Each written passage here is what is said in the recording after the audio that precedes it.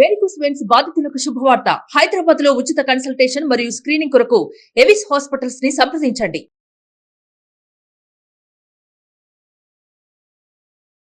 నమస్తే, welcome to Suman TV. గుండెపోటు వచ్చే ముందు అసలు మన శరీరంలో ఏం జరుగుతుంది, ఆ గుండెపోటు అనేది ఏ రకంగా మొదలవుతుంది, లక్షణాలు ఎలా మనం పసిగట్టాల్సిన అవసరం ఉంటుంది, ఈ విషయాలపై అవగాహన కల్పించేందుకు మనతో పాటు ఉన్నారు డాక్టర్ రవికాంత్ గారు, కార్డియాలజిస్ట్ ఫ్రమ్ యశోద హాస్పిటల్, సోమాజ్ కూడా. నమస్తే సార్. నమస్తే. సార్, సాధారణంగా అసలు గుండెపోటు వచ్చేటప్పుడు మన బాడీలో అసలు ఏం జరుగుతుంది, పేషెంట్కి ఎలాంటి సిమ్టమ్స్ వాళ్ళకి తెలుస్తూ ఉంటాయి? సో గుండెపోటు వచ్చే ముందు బాడీలో జరిగే అంశాల గురించి డిస్కషన్ చేయాలంటే అది చాలా యాక్చువల్ పెద్ద టాపిక్. బట్ స్టిల్ పెథోఫిజియాలజీ అంటాం దాన్ని ఇంగ్లీష్లో. అంటే ఏం మార్పులు జరుగుతున్నాయి బాడీలో, అవి ఏ విధంగా మనిషిలో బయటికి కనిపిస్తాయి. సో ఫస్ట్ పాయింట్కి ఏంటి అంటే, లోపల యాక్చువల్గా ఒక మోస్ట్ కామన్గా రక్తనాళాలు, దమనులు అంటాం. గుండె పైన 3 దమనులు ఉంటాయి. నేను వచ్చిన వాళ్ళకి చాలామంది చెప్తుంటాను, ఇది కంబైన్డ్ ఏపీలో గోదావరి, కృష్ణ, కావేరి లాగా అనుకోండి. ఈ 3 నదులు ఎంత ఇంపార్టెంటో మన ఈ సౌత్ ఇండియాకి ఎంత ఇంపార్టెంటో, అంటే అవి గనక ఆగిపోతే, దాని పని ఆపినా కానీ, లేకపోతే దాని ప్రవాహం అడ్డుకున్నా కానీ చిందర వందరై నష్టం ఎంత జరుగుతుందో మీకు తెలుసు. సిమిలర్గా గుండె పైన దమనులు కూడా నిరంతరం అవి ఫ్లో అవుతూనే ఉండాలి. గుండె పైన దమనులు ఇవి గుండె కండ కొట్టుకునే విధంగా పనిచేస్తాయి.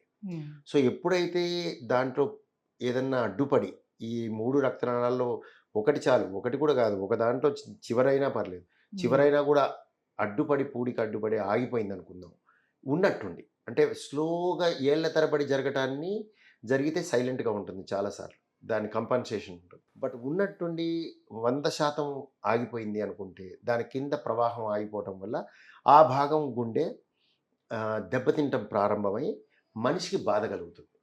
బాధ కలిగి ప్రమాదానికి గురవుతారు. సో అప్పుడప్పుడు బాధ కలిగే ముందే ప్రమాదం వచ్చేస్తుంది. అంటే బాధ కలిగే ముందే మనిషే ఉండరు. చాలా మటుకు బాధ కలిగి ఆ తర్వాత ప్రమాదం జరుగుతుంది. కొంతమందికి టైం ఎక్కువ ఇస్తుంది, కొంతమందికి టైం ఇవ్వదు. సో ఈ టైం ఫ్రేమ్ కానీ, తర్వాత నేను చెప్పినట్టు బాధ కలగకుండా చనిపోవటం, లేకపోతే బాధ కలిగి చనిపోవటం, రికవర్ అవ్వటం, వాట్ ఎవర్, ఇది డిఫరెంట్ గ్రేడ్స్లో, డిఫరెంట్ స్కేల్స్లో ఉంటుంది. సో ఇది దేని మీద ఆధారపడి ఉంటుందంటే, ఇండివిజువల్ ససెప్టబిలిటీ అంటాం. ఆ పర్టికులర్ మనిషి ఎంత తట్టుకోగలరు, దాన్ని ఆ బాడీ ఎలా తట్టుకుంటుంది, ఆ కండ ఎలా తట్టుకుంటుంది అనే దాని మీద ఆధారపడి ఉంటుంది. ముందు ఆయన చేసిన పనులు, లైక్ ఎక్సర్సైజ్ చేస్తున్నారా, ఫిజికల్ ఇన్యాక్టివిటీ ఉందా, లావుగా ఉన్నారా, ఊబకాయంతో ఉన్నారా, వీటన్నిటి మీద కూడా, మధుమేహం ఉందా, కంట్రోల్లో ఉందా, హైపర్ టెన్షన్, రక్తపోటు ఉందా, ఇవన్నీ కూడా ప్లే చేస్తాయి ఆ టైంలో. సో ఇవి ఫైనల్గా రక్త ప్రసారం ఆగిపోవటం వల్ల, ధమనిలో రక్త ప్రసారం ఆగిపోవడం వల్ల రక్తపోటు వచ్చింది. సో ఇది జరిగేదానికి ప్రోకోయాగులెంట్ స్టేట్ అంటాం. పరిస్థితులు ఆ రోజున బాడీలో క్లాటింగ్ టెండెన్సీ పెరగటం అనేది జరుగుతుంది. ఈ క్లాటింగ్ టెండెన్సీ అంటే మనం ఏదో బ్లడ్ గుచ్చి బయటికి వేస్తే క్లాట్ అవ్వటం అట్లా కాదు. లోపల స్థితిగతులు అలా ఉంటాయి. ప్రవహిస్తున్నా కూడా ఆ క్లాటింగ్ టెండెన్సీ వస్తుంది. ఇది ఎక్కువ స్మోకర్స్లో, స్మోకింగ్ కూడా వన్ ఆఫ్ ద కంట్రిబ్యూషన్ ఉంటుంది. అండ్ ఇందాక మనం ఇంతకుముందు ఒకసారి మాట్లాడుకున్నాం, ఏమిటి అక్యూట్ రిస్క్ ఫ్యాక్టర్స్ అంటాం. అక్యూట్ కరోనరీ రిస్క్ ఫ్యాక్టర్స్ అని స్ట్రెస్ రిలేటెడ్ సిచ్యుయేషన్స్, అంటే బాగా ఒత్తిడికి మనసు ఒత్తిడికి గురైన పరిస్థితులు. అంటే చిన్న ఒత్తిడి కాదు, అది చాలా పెద్ద ఒత్తిడి. అంటే ఇరాక్ వాళ్ళు బాంబులు వేయటం ఫర్ ఎగ్జాంపుల్, అంత పెద్దది, వార్, అన్ఎక్స్పెక్టెడ్ థింగ్స్, ఇలాంటివి జరిగినప్పుడు ఈ రక్తనాళాల్లో పూడిక ఏదైతే ఏళ్ల తరబడి ఉంటుందో అది చిటిలి క్లాట్ ఏర్పడి 100% మూసేస్తుంది. సో ఇది పెథాలజీ. సో ఆ విధంగా గుండెపోటు వస్తుంది. సో గుండెపోటుకి రావడానికి ఫస్ట్ గుండె రక్తనాళాల్లో పూడిక ఉంటుంది, ఎంతో కొంత, 50%, 40%, 70%, 90%. అది ఉన్నట్టుండి చిట్లి 100% చేసిన రోజున గుండెపోటు వస్తుంది. ఆ 100% చేయడానికి సెకండ్ చాలు, 1 సెకండ్. అంటే సెకండ్ ముందు ప్రవాహం ఉంటుంది, ఆ సెకండ్ తర్వాత ప్రవాహం ఉంటుంది.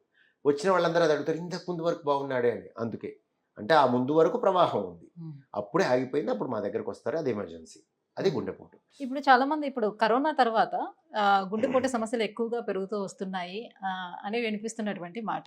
సో ఈ కరోనాకి ఏమైనా, ఈ గుండె సమస్యలకి ఏమైనా సంబంధం? కరోనాకి దీనికి చాలా లింక్ ఉందండి. కాకపోతే ఇందులో ఎగైన్ చిన్న అర్థం చేసుకోవాల్సిన విషయం ఏంటంటే, కరోనా వల్ల గుండెలో బ్లాక్లు ఏర్పడవు.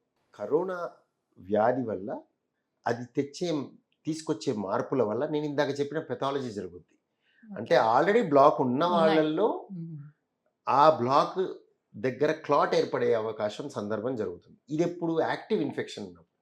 కరోనా వచ్చిపోయి 3 ఏళ్ల తర్వాత వాటి మీద తోయకూడదు, ఓకే. దాన్ని తిట్టకూడదు. అంటే ఇది అత్తగారు కోడల్ని అత్తగారు పెళ్ళైనప్పటి నుంచి దెప్పుతున్నట్టే. అంటే అప్పుడెప్పుడో జరిగినవి పట్టుకొని పోతూ ఉంటుంది చూడండి, అలా ఇప్పుడు కరోనా వచ్చి వెళ్ళిపోయింది, దాన్ని పట్టుకొని మళ్ళీ దాన్నే పాపం అన్నిట్లో ఇన్వాల్వ్ చేయకూడదు. అది చేసిన మహాకార్యాలు చాలా ఉన్నాయి, మనకు అందరికీ తెలుసు. సో దాంట్లో అప్పుడు క్లాట్ ఏర్పడటం అనేది biggest problem in acute disease. అంటే ఎప్పుడైతే సివియర్ కోవిడ్ వస్తుందో బాడీలో రక్త ప్రసారం ఎక్కడెక్కడ ఉంటుందో రక్త ప్రసారం ఆ రక్తం గడ్డలు క్లాటింగ్ ఏర్పడి పూడికలు అడ్డుపడటం జరుగుతుంది. అది పల్మనరీ ఆర్టరీలో జరిగితే పల్మనరీ ఎంబోలిజం, సడన్ డెత్ అవుతుంది.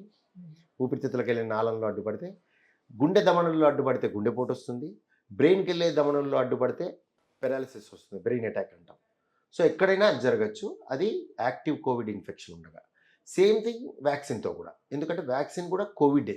అది మనం చంపేసిన కోవిడ్, కిల్డ్ వ్యాక్సిన్ లేదా అటెన్యువేటెడ్, అంటే దెబ్బలు కొట్టి మెత్తగా చేసి దాన్ని మెత్తపరిచి వాడింది. సో అది కూడా సిమిలర్ ఇన్ఫెక్షన్ కాబట్టి దాంట్లో కూడా ఇది జరిగే అవకాశం ఉంటుంది, కానీ అది లక్షలో ఒకరికి జరుగుద్ది, ఇక్కడైతే 100లో 2 జరుగుద్ది. ఫైనల్గా కోవిడ్ ఈ విధంగా ప్రాణ నష్టాన్ని కలిగిస్తుంది తప్పించి కొత్త బ్లాక్ని క్రియేట్ చేయటం అనేది మాత్రం ప్రూవ్ కాలేదు ఇక్కడ. క్లాట్ ఏర్పరుస్తుంది, దాన్ని థ్రాంబస్ అంటారు, థ్రాంబోసిస్ అనేది జరుగుతుంది, ఎంబాలిజం అనేది జరుగుతుంది. సో ఆ విధంగా దాని కంట్రిబ్యూషన్ అయితే ఉంటుంది. సో ఇవన్నీ జరిగాక పేషెంట్కి ఏం జరుగుతుంది మీరు ఇందాక అడిగారు. అంటే ఫైనల్గా పేషెంట్కి ఆ రోజున జరిగిన మార్పుల వల్ల ఏం జరుగుతుంది అంటే బాధ కలుగుతుంది. సో ఈ బాధ ఛాతిలో అవ్వచ్చు, భుజాల్లో అవ్వచ్చు, దవడల్లో అవ్వచ్చు, పొట్టలో అవ్వచ్చు, వెనక పక్కకు అవ్వచ్చు, చేతుల మనలోనే అవ్వచ్చు, జనరల్గా ఈ లోపల ఇలా అవ్వచ్చు. సో రకరకాలుగా రావచ్చు. అట్లే అయితే ఒక మనిషికి ఒక రకంగానే వస్తుంది. సో పక్కింటి వాళ్ళకి వచ్చేది మనకి రావాలని రూల్ లేదు, అంటే లక్షణం నేను చెప్పేది. సో కంపేర్ చేసుకోకూడదు. సో ఆయనకి ఇలా వచ్చింది నాకు ఇలా వస్తుంది అలా అనడానికి లేదు. సో ఎవరిది వాళ్ళదే. కాకపోతే ఆ పర్టికులర్ పర్సన్కి ఆ యాంజైనా అంటే ఆ గుండెకి సంబంధించిన బాధ అలానే ఉంటుంది యూజువల్గా. సో ఫైనల్గా ఏంటి అంటే మీకు పెథాలజీ ఏంటి, రక్త ప్రసారంలో పూడిక ఉన్న చోట రక్తం గడ్డ అడ్డుపడి 100% మూయటం వల్ల కండ దెబ్బతిని మనిషికి బాధ కలిగించి ప్రాణం మీదకి వచ్చే పరిస్థితిని గుండెపోటు అంటాం. సార్ మరి ఎక్కువగా జిమ్లకి వెళ్ళే వాళ్ళు అంటే నవడేస్ మనం చూస్తే హీరోస్ కావచ్చు, లేకపోతే మోడల్స్ కావచ్చు, సో తక్కువ ఏజ్ ఉండే వాళ్ళే సో జిమ్లో వర్కౌట్స్ చేస్తుండగానే వాళ్ళు మరణించినటువంటి సంఘటనలు చూసాం. సో జిమ్కి దీనికి ఏమైనా సంబంధం ఉందా? ఎక్కువగా చేయడం బ్రహ్మాండంగా ఉంది. అంటే జిమ్ చేయటం వల్ల వాళ్ళకి గుండెపోటు రాలేదు, జబ్బుని తెలుసుకోకుండా జిమ్కి పోవటం వల్ల వచ్చింది. Okay, simple logic. సెక్స్ అయినా కూడా, జిమ్ అయినా కూడా, తిరుమల కొండ ఎక్కినా కూడా, మ్యారథాన్ చేసినా కూడా, హజ్కి వెళ్ళి రౌండ్స్ కొట్టినా కూడా, కేదార్నాథ్ బద్రీనాథ్ ఎక్కినా కూడా, ఇవన్నీ యాక్టివిటీ. ఈ యాక్టివిటీ అనేది చేసేటప్పుడు ఎఫర్ట్ అంటాం. అంటే మీరు స్ట్రెన్యూస్ యాక్టివిటీ, ఎప్పుడు చేయని యాక్టివిటీ ఇదంతా. అంటే మీరు రోజు చేసే యాక్టివిటీ కాదు, ఒకవేళ రోజు చేసినా కూడా మించిన యాక్టివిటీని బాడీ అడాప్ట్ అవ్వడానికి టైం తీసుకుంటుంది, అలవాటు లేని యాక్టివిటీ కింద అవుతుంది అది. సో ఈ యాక్టివిటీ అప్పుడు ఆల్రెడీ గుండెలో బ్లాక్ ఉండి, గుండెలో జబ్బు ఉన్న, బ్లాకే అక్కర్లేదు, అంటే గుండె జబ్బులు వేరుంటాయి, హైపోట్రోఫిక్ అబ్స్ట్రక్టివ్ కార్డియోమైపతి అని, కండలా ఉండటం, లేదా అయోటిక్ స్టెనోసిస్ అని గుండె నుంచి బయటకు వచ్చే ద్వారంలో పూడికి ఉండటం, రకరకాల వ్యాధులు ఉంటాయి. సో గుండె రక్తనాళాల్లో పూడికని కరోనరీ ఆర్టరీ డిసీజ్ అంటాం. సో ఇవి ఏది ఉన్నా కూడా మీరు గ్రహించకుండా ఇవన్నీ చేసేస్తే మాత్రం జిమ్ చేస్తే జిమ్లో చనిపోయే అవకాశం ఉంటుంది. నాకు ఒక ఫ్రెండ్ అడిగాడు, అంటే ఇలాంటి యాక్టివిటీ చేస్తుండేటప్పుడు మన గుండె నార్మల్గా కొట్టుకోవాల్సిన దానికన్నా ఎక్కువ ఉంటుంది, ఎక్కువ అవసరం ఉంటుంది ఎనర్జీ. సో గుండె ఎక్కువ ఎప్పటికీ మించిన దానికంటే ఎక్కువ పని చేయాలి. సో ఎక్కువ పని చేయాలంటే ఎక్కువ ప్రవాహం కావాలి, ఎక్కువ బ్లడ్ కావాలి. సో ఇటువంటి సమయాల్లోనే టైట్ బ్లాక్స్ ఉన్నవి బయటకు వస్తాయి, దాన్ని చూపిస్తాయి. అవి సైలెంట్ కూర్చొని, కరెక్ట్గా చెప్పాలంటే రోజు నాగుపాము మీ పక్కనే పడుకుంటుంది, ఏమి చేయట్లేదు, మీరు కాలుతో ఒక రోజు దన్నారు, అది లేచి కాటేసింది. ఇది సంథింగ్ లైక్ దట్. అంటే పక్కనే ఉన్న నాగుపాము అని తెలుసుకొని ఉండాలి, దానికి విషం ఉంటే తీసేయాలి, లేకపోతే విషం అంటే పాము తీసి బయట వేయాలి.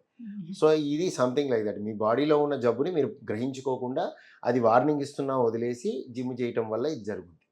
అంతేగాని జిమ్లో జబ్బు కొత్తగా తయారవదు, జిమ్ చేయటం వల్ల రాదు. ఇన్ఫ్యాక్ట్ నా పేషెంట్స్ కొంతమంది అడిగిన వాళ్ళు ఉన్నారు, కామెడీ యాంగిల్లో ఫ్రెండ్స్ అడిగిన వాళ్ళు ఉన్నారు.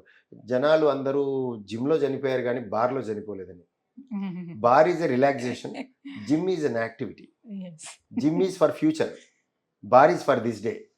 Later on your body will come out. బార్లో అయితే ఇప్పుడు ఇదేమో ఇప్పుడే వస్తుంది if you are not properly seeing your health. So అది right. Thank you so much sir. So finally ఒక కామెడీ దీంతో ఎండ్ చేశారు. Thank you so much sir. So ఈ అంశంపై మాకు పూర్తి అవగాహన కల్పించినందుకు థ్యాంక్ యూ. నమస్తే.